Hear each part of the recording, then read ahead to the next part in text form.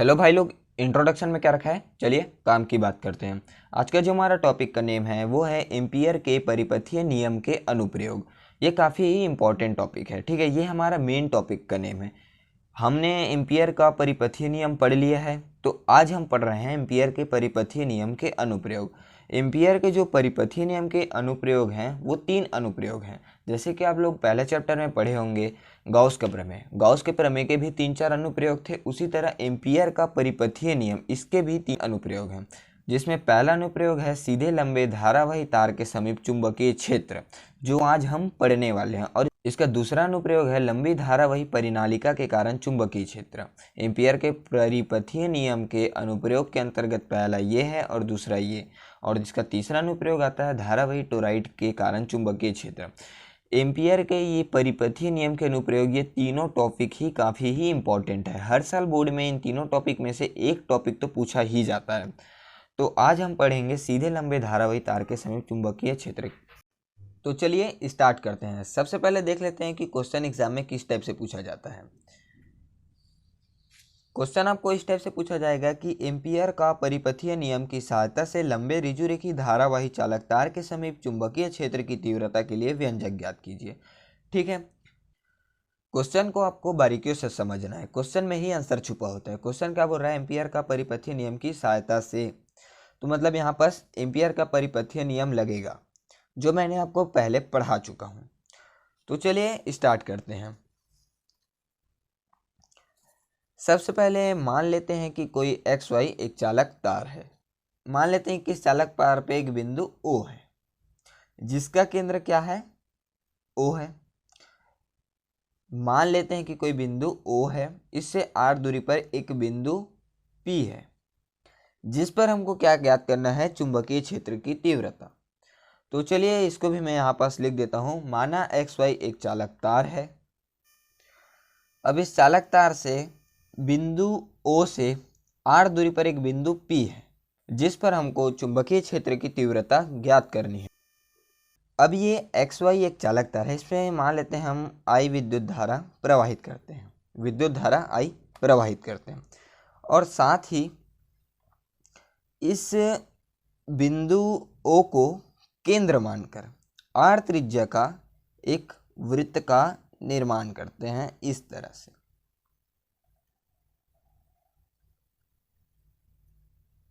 ये तो इसको भी लिख देते हैं कि एक्स वाई चालक तार में I विद्युत धारा प्रवाहित हो रही है और बिंदु O को केंद्र मानकर r त्रिज्या का एक वृत्त का निर्माण करते हैं। ठीक, चित्र से एक्स वाई चालक तार पर I विद्युत धारा प्रवाहित हो रही है, बिंदु O को केंद्र मानकर r त्रिज्या का एक वृत्त की कल्पना करते हैं। ठीक, अब देखिए, मान लेते हैं कि इस बिंदु पर एक छोटा अल्पांश dl लेते हैं। इस पर एक छोटा अल्पांश क्या लेते हैं, dl। ठीक, जिसकी दिशा किधर है, इस तरफ है, जिसकी दिशा इस तरफ है। और आप लोग जानते हो कि जिस पर चुंबकीय क्षेत्र की तीव्रता ज्ञात करनी है वहाँ पर चुंबकीय क्षेत्र होता है। तो जैसे कि चुंबकीय क्षेत्र हमेशा केंद्र से बाहर की ओर होता है, तो यहाँ पर भी केंद्र से बाहर की ओर होगा ये। ठीक, तो इसको भी लिख देते हैं कि वृत्त के पृष्ठ पर एक अल्पांश dl की कल्पना करते हैं। ठीक है, यहाँ पर लिख दिया कि वृत्त के परिधि पर एक अल्पांश dl की कल्पना करते हैं। अब ध्यान से समझिएगा, इसके आगे क्या होगा। तो r त्रिज्या के वृत्ताकार लूप के लिए एम्पियर के परिपथीय नियम से। अब लूप मतलब क्या होता है, जैसे कि आप लोग समझ सकते हो, जैसे कि मान लीजिए ये कोई तार है। लूप का मतलब क्या होता है, मान लीजिए कोई तार है। अब इस तार को मैंने एक वृत्ताकार के शेप में बना दिया, तो ये क्या हो गया, लूप हो गया। ठीक है, मैं मान लीजिए अब ये तार ऐसा है तो मैं इसको ऐसे भी बना सकता हूँ, तो ये भी एक लूप कहलाएगा। मतलब इसकी आकृति को अगर हम चेंज करें तो ये लूप कहलाता है। तो r त्रिज्या के वृत्ताकार लूप के लिए एम्पियर के परिपथीय नियम के, r त्रिज्या है इसके लिए अपन लोग लूप बनाए हैं। ठीक, तो इसलिए बोल रहे हैं r त्रिज्या के, तो r त्रिज्या के वृत्ताकार लूप के एम्पियर के परिपथीय नियम से। अब एम्पियर का परिपथीय नियम, एम्पियर का परिपथीय नियम का जो हमने पहले वीडियो में देख चुके हैं उसमें क्या आता है, एम्पियर का परिपथीय नियम B into D L is equal to mu naught I. ठीक, एम्पियर का परिपथीय नियम यही है कि निर्वात या किसी वायु में बंद वक्र के चारों ओर चुंबकीय क्षेत्र B का रेखीय समाकलन उस बंद वक्र में कुल धारा I का म्यू नॉट आई गुना होता है। तो एम्पियर का परिपथीय नियम में हम लोग लास्ट पे यही सिद्ध किए थे, तो अभी हम लोग बात कर रहे हैं एम्पियर के परिपथीय नियम से। तो इसलिए अपन लोग को एम्पियर के परिपथीय नियम लेना पड़ेगा, क्योंकि एम्पियर की परिपथीय नियम से बात कर रहे हैं इसलिए। ठीक, अब ध्यान से समझिएगा इसके आगे क्या करेंगे। अब यहाँ पास देखेंगे तो यहाँ पास DL और B क्या है, चुंबकीय क्षेत्र, और DL क्या है, एक अल्पांश जो हमने लिया है अल्पांश। और चुंबकीय क्षेत्र B की तो दिशा जानते हैं कि केंद्र से बाहर की ओर होता है। तो यहाँ पास बनने वाला कोण का मान 0 होगा। अब 0 कैसे होगा ये भी समझ लीजिए। जैसे कि एक की दिशा इधर है और दोनों की दिशा समान होती है तो यहाँ पास 0 अंश का बनता है कोण, ये तो आप लोग जानते ही होंगे। तो यहाँ पास B चुंबकीय क्षेत्र और DL जो एक अल्पांश है, ये दोनों की दिशा समान है, तो यहाँ पास बनने वाला कोण का मान कितना होगा, 0। तो इसको भी यहाँ पास लिख देता हूँ। तो यहाँ पास लिख दिया हूँ कि अल्पांश, चूंकि अल्पांश DL और चुंबकीय क्षेत्र B की दिशा समान है, अतः इनके बीच बनने वाला कोण थीटा इज इक्वल टू 0।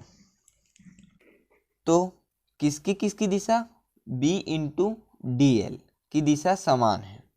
और एम्पियर के परिपथीय नियम से देखें तो यहाँ पर B into D L is equal to mu naught I हो रहा है। ठीक, तो इसका रेखीय समाकलन अब क्या होगा, देखिए B इंटू डी एल है, इसका रेखीय समाकलन है, तो ये क्या हो जाएगा, B D L cos theta. ये कहाँ से आया, vector A into vector B is equal to आता है AB कॉस थीटा।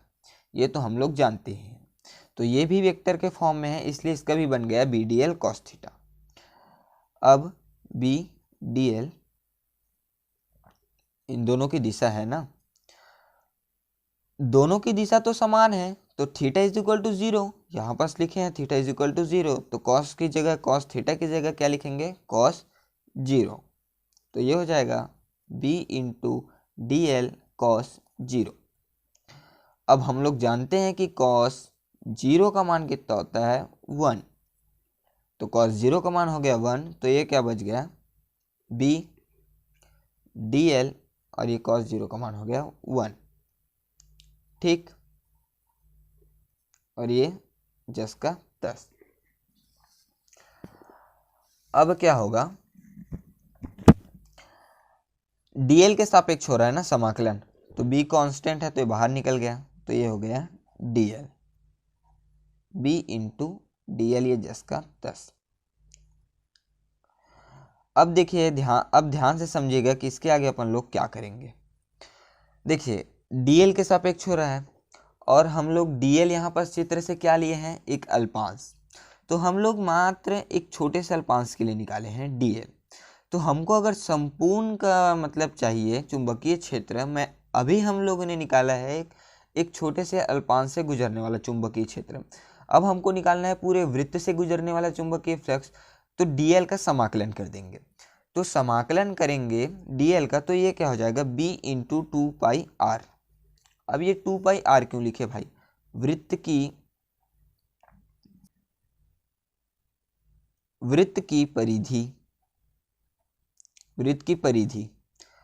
की परिधि पर अपन लोग ने अल्पांश क्या लिया है, dl, और वृत्त की परिधि का सूत्र क्या होता है, 2πr। तो dl के सापेक्ष हो रहा है समाकलन, तो dl की जगह अपन लोग क्या लिख सकते हैं, 2πr। अगर देखिए यहाँ पर हम लोग ने एक वृत्त के परिधि पर एक अल्पांश लिया ना, अगर अपन लोग बेलन के अल्पांश के लिए लेते तो यहाँ पर क्या आता है, 2πrl, क्योंकि वृत्त का क्षेत्रफल लगाते, बेलन का क्षेत्रफल लगाते। यहाँ पर अपन लोग ने वृत्त की कल्पना की है, तो इसलिए वृत्त की परिधि का सूत्र लगाए। परिधि का सूत्र इसलिए लगाए क्योंकि वृत्त की परिधि पर एक अल्पांश dl लिए थे, तो ये हो गया dl के मतलब 2πr।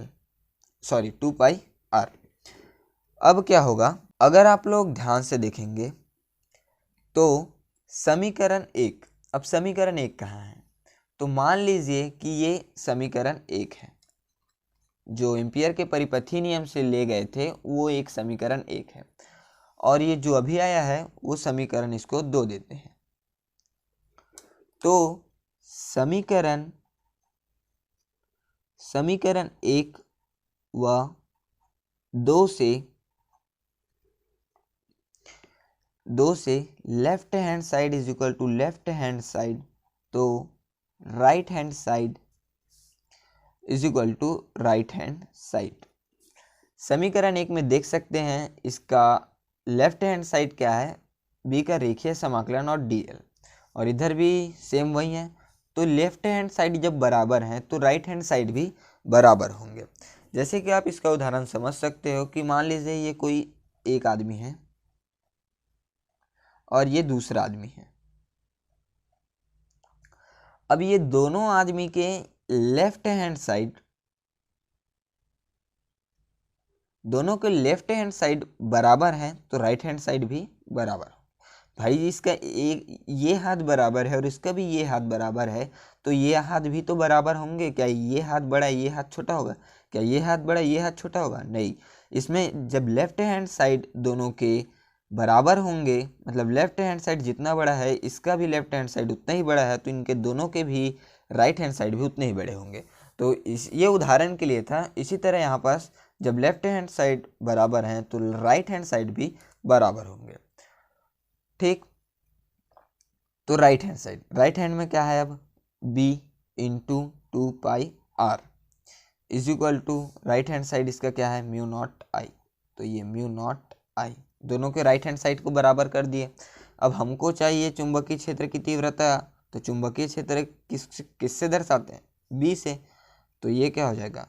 म्यू नॉट आई अपॉन 2 पाई r। और यही तो है चुंबकीय क्षेत्र की तीव्रता। सीधे लंबी धारावाही तार के समीप चुंबकीय क्षेत्र की तीव्रता के लिए यही व्यंजक है। अतः यहाँ पर लिख सकते हो, अतः यही सीधे लंबे धारावाही तार के समीप चुंबकीय क्षेत्र की तीव्रता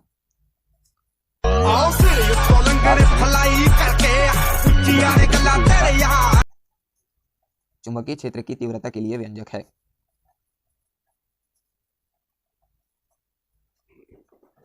तो चलिए अब आपको स्क्रीनशॉट दे देता हूं ताकि आप इसको अपने नोट्स में लिख पाएं। ये आपका पहला स्क्रीनशॉट। हमेशा आपको चित्र बाजू में बनाना है, ठीक है। ये आपका दूसरा स्क्रीनशॉट।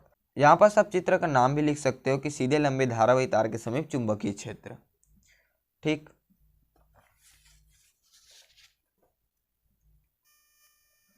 उसके बाद ये,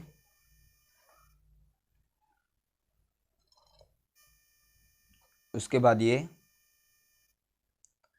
और फिर लास्ट में ये। हमेशा आपको लास्ट में लिखना है ना। अतः कि जो क्वेश्चन दिया है कि ये करना है उसको लिख देना है कि हाँ भाई ये काम हो गया है, ठीक। वीडियो अच्छी लगी हो तो प्लीज़ लाइक करें, शेयर करें, सब्सक्राइब करें। Thank you.